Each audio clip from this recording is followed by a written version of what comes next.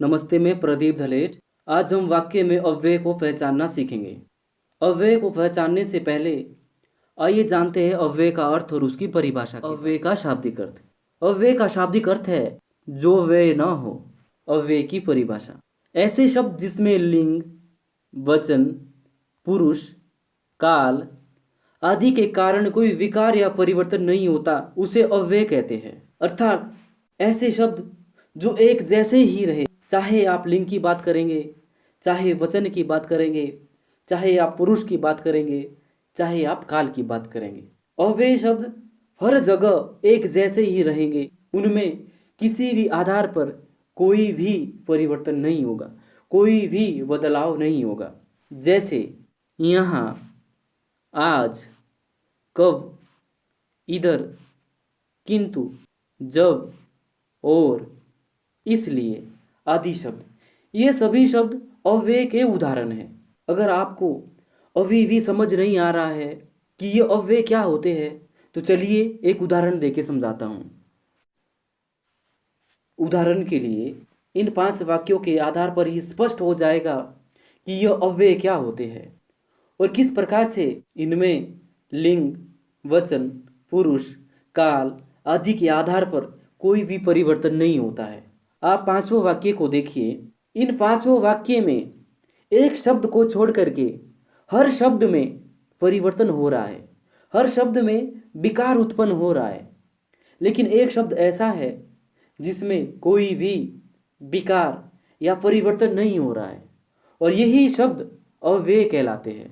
उदाहरण के लिए, यहाँ लड़का खेल रहा है। इस वाक्य में यहाँ को छोड़ करके बाकी सारे शब्दों में परिवर्तन होगा। यहाँ शब्द में परिवर्तन नहीं होगा क्योंकि यह अविकारी शब्द है। जैसे यह पहला वाला वाक्य है, यहाँ लड़का खेल रहा है, यह वाक्य वर्तमान काल में है। दूसरा उदाहरण है, इस वाक्य में हमने लड़का का लिंग बदला और लिंग हो गया लड़की, काल बदल के भूतकाल की बात की, फिर भी यहाँ शब्द में कोई परिवर्तन नहीं हुआ। यहाँ पर 2 बातें स्पष्ट हो जाती है। पहली बात कि लिंग के बदलने पर भी यहाँ शब्द में कोई परिवर्तन नहीं हुआ। दूसरी बात, काल के बदलने पर भी यहाँ शब्द में कोई परिवर्तन नहीं हुआ। तीसरा उदाहरण देते हैं, यहाँ लड़के खेलेंगे। अब हमने वचन बदला, लड़का की जगह लड़के बना दिया और काल बदल के भविष्य काल में ले गए, फिर भी यहाँ शब्द में कोई परिवर्तन नहीं हुआ। अगला है, मैं यहाँ खेलूँगा। अगला है, तुम यहाँ खेलो। इन वाक्य में भी हमने पुरुष बदले। मैं, यह उत्तम पुरुष है। तुम, यह मध्यम पुरुष है। पुरुष के बदलने पर भी यहाँ शब्द में कोई परिवर्तन या कोई विकार उत्पन्न नहीं हुआ। अर्थात बात स्पष्ट होगी कि यहाँ शब्द अविकारी शब्द है, यहाँ शब्द अव्यय शब्द है। अब आप समझ गए होंगे कि अव्यय शब्द क्या होते हैं। आपने यहाँ पर देखा कि इन 5 वाक्यों में हर शब्द बदल रहा है, लेकिन जो यहाँ शब्द है इसमें किसी भी आधार पर कोई भी परिवर्तन नहीं हुआ। अव्यय के भेद। अव्यय के 5 भेद हैं। नंबर 1, क्रिया विशेषण अव्यय। नंबर 2, संबंध बोधक अव्यय। नंबर 3, समुच्चय बोधक अव्यय। नंबर 4, विस्मयादि बोधक अव्यय। नंबर 5, निपात। नंबर 1 है क्रिया विशेषण अव्यय। जो शब्द क्रिया की विशेषता बताते हैं उसे क्रिया विशेषण अव्यय कहते हैं। उदाहरण के लिए, मंजू मंद मंद मुस्कुरा रही थी। यहाँ पर मुस्कुराना है क्रिया। परिभाषा में स्पष्ट किया गया है कि क्रिया विशेषण अव्यय वो अव्यय होते हैं जो क्रिया की विशेषता बताते हैं। यहाँ पर मुस्कुराना क्रिया है और मंद मंद क्रिया की विशेषता बताने वाला शब्द है। एक मुस्कुराना होता है साधारण सा मुस्कुराना, लेकिन अब मुस्कुराने की यहाँ पे विशेषता यह बताई जा रही है कि मंजू मंद मंद मुस्कुरा रही है। तो यह मंद मंद शब्द क्रिया की विशेषता बताने वाले अव्यय शब्द है। दूसरा है, तुम हिमाचल कब आओगे। इस वाक्य में जो ये कब शब्द है यह भी क्रिया विशेषण का उदाहरण है। यहाँ पर क्रिया आना है। क्रिया विशेषण के 4 भेद है। नंबर 1, कालवाचक क्रिया विशेषण। नंबर 2 स्थानवाचक क्रिया विशेषण। नंबर 3 रीतिवाचक क्रिया विशेषण। नंबर 4 परिणामवाचक क्रिया विशेषण। आइए जानते हैं क्रिया विशेषण अव्यय के पहले भेद के बारे में। नंबर 1 कालवाचक क्रिया विशेषण। जो शब्द क्रिया के काल या समय की विशेषता बताता है उसे कालवाचक क्रिया विशेषण कहते हैं। परिभाषा को एक बार फिर से समझिए। परिभाषा में पहले ही स्पष्ट किया गया है कि जिस वाक्य में कोई ऐसा शब्द होगा जिससे हमें काल या समय के बारे में ज्ञान होगा वह शब्द कालवाचक क्रिया विशेषण अव्यय होगा। उदाहरण के लिए मोहन परसों शिमला जाएगा। यहाँ पर जाना है क्रिया और कब जाएगा इसका बोध कराने वाला शब्द है परसों। तो जो ये परसों शब्द है यह कालवाचक क्रिया विशेषण का उदाहरण है। यह शब्द अव्यय शब्द है क्योंकि यह समय को दर्शा रहा है। यह दर्शा रहा है कि मोहन परसों शिमला जाएगा। अगला उदाहरण है सीता प्रतिदिन विद्यालय जाती है। इस वाक्य में जाना क्रिया शब्द है और क्रिया की विशेषता बता रहा है प्रतिदिन शब्द। यह प्रतिदिन शब्द समय को दर्शा रहा है। यह दर्शा रहा है कि सीता प्रतिदिन अर्थात रोज विद्यालय जाती है। यह प्रतिदिन शब्द भी कालवाचक क्रिया विशेषण अव्यय का उदाहरण है। कालवाचक क्रिया विशेषण के अन्य उदाहरण हैं जैसे आज, कल, अभी, रात भर, दिन भर, आजकल, नित्य, हर बार, कई बार आदि। दूसरा है स्थानवाचक क्रिया विशेषण। जो शब्द क्रिया के स्थान का बोध कराते हैं उसे स्थानवाचक क्रिया विशेषण कहते हैं। यहाँ पर भी पहले ही स्पष्ट किया गया है जो आपको वाक्य दिया जाएगा अगर उस वाक्य में कोई ऐसा शब्द है जिससे आपको पता चल रहा है कि क्रिया कहाँ पर हो रही है वह वाक्य स्थानवाचक क्रिया विशेषण अव्यय का उदाहरण होगा। जैसे माता जी बाहर गई। यहाँ पर गई शब्द क्रिया का उदाहरण है और बाहर ये स्थान दर्शा रहा है कि माता जी बाहर गई है। ये स्थान का बोध करा रहा है। तो यहाँ पर यह बाहर शब्द स्थानवाचक क्रिया विशेषण का उदाहरण है। अगला है तुम इधर उधर मत जाना। इस वाक्य में जाना शब्द क्रिया है और इधर उधर ये स्थान का बोध करा रहा है। इसलिए इस वाक्य में भी जो ये इधर उधर शब्द है यह शब्द अव्यय शब्द है। स्थानवाचक क्रिया विशेषण अव्यय के अन्य उदाहरण है जैसे यहाँ, वहाँ, भीतर, दाएं, बाएं आदि। अगला है रीतिवाचक क्रिया विशेषण। रीतिवाचक क्रिया विशेषण की परिभाषा है जो शब्द क्रिया के होने की रीति या विधि संबंधी विशेषता बताते हैं उसे रीतिवाचक क्रिया विशेषण कहते हैं। जिन शब्दों के माध्यम से आपको यह पता चले कि क्रिया करने की क्या विधि है, जो क्रिया हो रही है वो किस विधि से हो रही है, वो किस रीति से हो रही है, किस तरीके से हो रही है। जो शब्द आपको यह रीति और विधि के बारे में बताएगा वह शब्द रीतिवाचक क्रिया विशेषण अव्यय का उदाहरण होगा। जैसे घड़ी धीरे धीरे चलती है। यहाँ पर चलना क्रिया है और चल कैसे रही है, चल रही है धीरे धीरे। और जो ये धीरे धीरे चलना है यह रीतिवाचक क्रिया विशेषण अव्यय का उदाहरण है क्योंकि इससे आपको पता चल रहा है कि जो क्रिया हो रही है वो कैसे हो रही है, क्रिया धीरे धीरे हो रही है। अगला है कार तेज दौड़ती है। यहाँ पर दौड़ना क्रिया है। अगर तो साधारण दौड़ती तब इसमें कोई ऐसी बात नहीं थी जिस पर ध्यान देने की आवश्यकता होती, लेकिन यहाँ पर ध्यान देने की आवश्यकता इस बात पर है कि जो कार दौड़ रही है वो तेज दौड़ रही है और ये तेज दौड़ने की विशेषता बता रहा है। इसलिए इस तेज शब्द में रीतिवाचक क्रिया विशेषण अव्यय है। अन्य उदाहरण है ऐसे, वैसे, जैसे, मानो, अचानक, कदाचित, अवश्य, इसलिए, सा, तो, हाँ, जी, यथासंभव आदि। यह सारे शब्द रीतिवाचक क्रिया विशेषण अव्यय के उदाहरण हैं। अगर किसी वाक्य में यह शब्द आपको देखने को मिलते हैं तो वहाँ पर आप बिना समय गंवाए रीतिवाचक क्रिया विशेषण अव्यय लगा देना। अगला है परिणामवाचक क्रिया विशेषण। जो पद क्रिया की मात्रा या परिणाम बताए उसे परिणामवाचक क्रिया विशेषण कहते हैं, जिससे आपको यह पता चले कि क्रिया कितने मात्रा में हो रही है, ज़्यादा हो रही है या कम हो रही है। ये क्रिया की मात्रा है। उदाहरण के लिए बंगाल में चावल अधिक खाया जाता है। इस वाक्य में खाना क्रिया है और अधिक यह मात्रा है। यह अधिक शब्द परिणामवाचक क्रिया विशेषण अव्यय का उदाहरण है। अगला है तुम कम बोलो। इस वाक्य में भी बोलना क्रिया है और यह कम शब्द ये क्रिया की विशेषता बता रहा है। इसलिए तुम कम बोलो वाक्य में भी जो ये कम शब्द है यह परिणामवाचक क्रिया विशेषण अव्यय का उदाहरण है।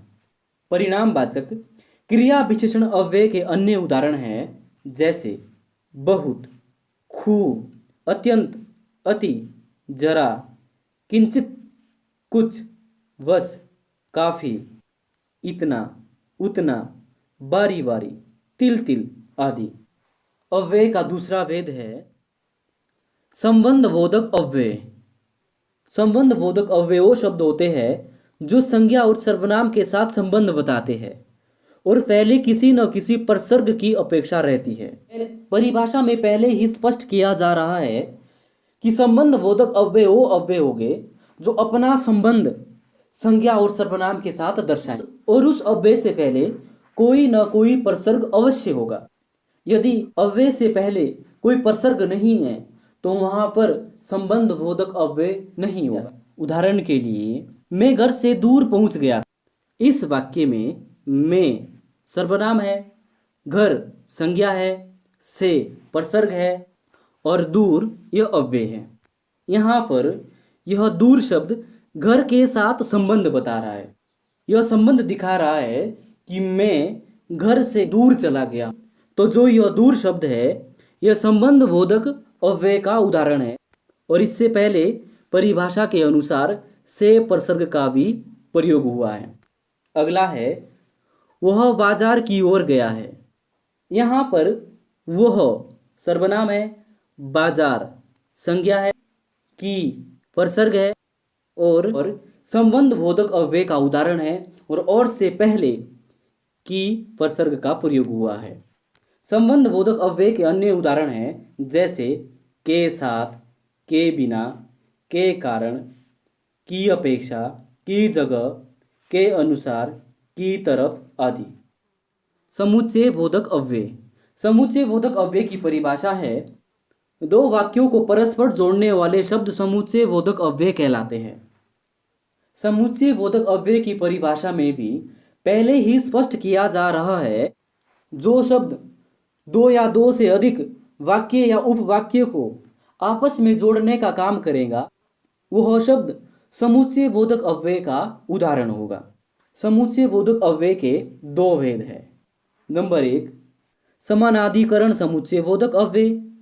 नंबर 2 व्यधिकरण समुच्चय बोधक अव्यय। नंबर 1 है समानाधिकरण समुच्चय बोधक अव्यय, जो दो या दो से अधिक समान पदों, पदबंधों, उपवाक्यों को जोड़ता है उसे समानाधिकरण समुच्चय बोधक अव्यय कहते हैं। उदाहरण के लिए जैसे सोहन और मोहन सच्चे मित्र हैं। इस वाक्य में जो यह और शब्द है यह समानाधिकरण समुच्चय बोधक अव्यय का उदाहरण है क्योंकि यह और दो पदों को जोड़ने का काम कर रहा है। दूसरा है उसने मोहन को बहुत समझाया किंतु वह नहीं माना।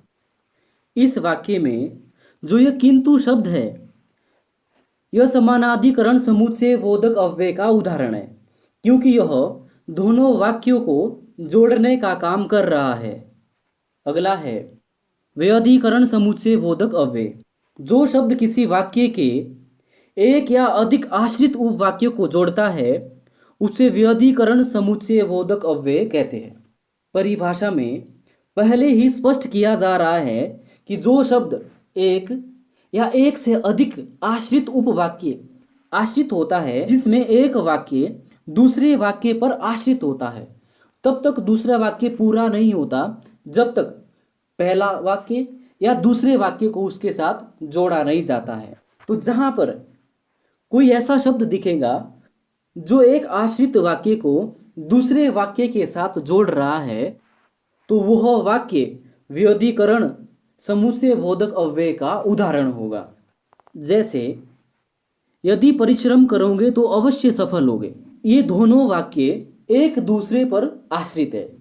यदि हम इतना ही पढ़े कि परिश्रम करोगे तो इससे बात स्पष्ट नहीं हो रही है कि इस वाक्य में क्या कहने की कोशिश की जा रही है।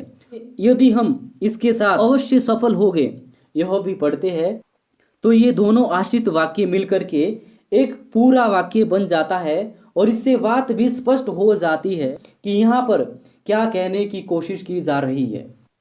इस वाक्य में यदि तो यह दोनों शब्द इस पूरे वाक्य को आपस में जोड़ने का काम कर रहा है, इसलिए यदि तो यह व्याधिकरण समुच्चय बोधक अव्यय का उदाहरण है।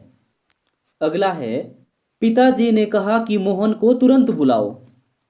इस वाक्य में भी जो यह की शब्द है यह व्याधिकरण समुच्चय बोधक अव्यय का उदाहरण है। इस वाक्य में जो यह उपवाक्य है पिताजी ने कहा यह मोहन को तुरंत बुलाओ इस वाक्य पर आश्रित है और इन दोनों वाक्यों को जोड़ने का काम कर रहा है की शब्द।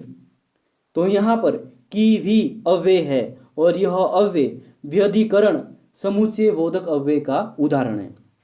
व्याधिकरण समुच्चय बोधक अव्यय के अन्य उदाहरण हैं जैसे क्योंकि, चूंकि, कि, जो कि, यानी, अर्थात, जो, तो, यदि, तो आदि।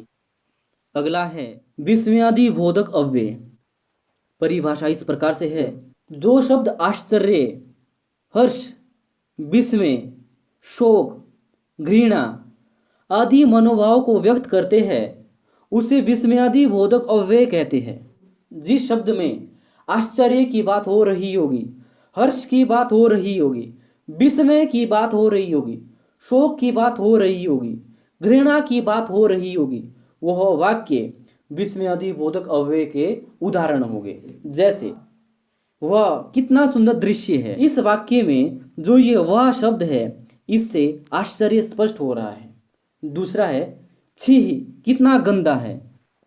यहाँ पर जो यह छी शब्द है यह घृणा का उदाहरण है, इसलिए वह और छी ये दोनों विस्मयादि बोधक अव्यय के उदाहरण हैं। अगर आपने विस्मयादि बोधक अव्यय को पहचानना है तो हर अव्यय के पीछे आपको विस्मयादि बोधक चिन्ह अवश्य देखने को मिलेगा। जिस शब्द के पीछे आपको यह विस्मयादि बोधक चिन्ह देखने को मिलेगा उस शब्द में आपने बिना समय गंवाए विस्मयादि बोधक अव्यय लगा देना है। विस्मयादि बोधक अव्यय के अन्य उदाहरण हैं जैसे आह, धन्य, शाबाश, जय, हाय, आह, जी, हाँ, अच्छा, ठीक, हट, दूर, अरे, अजी, हे आदि। पांचवा है निपात।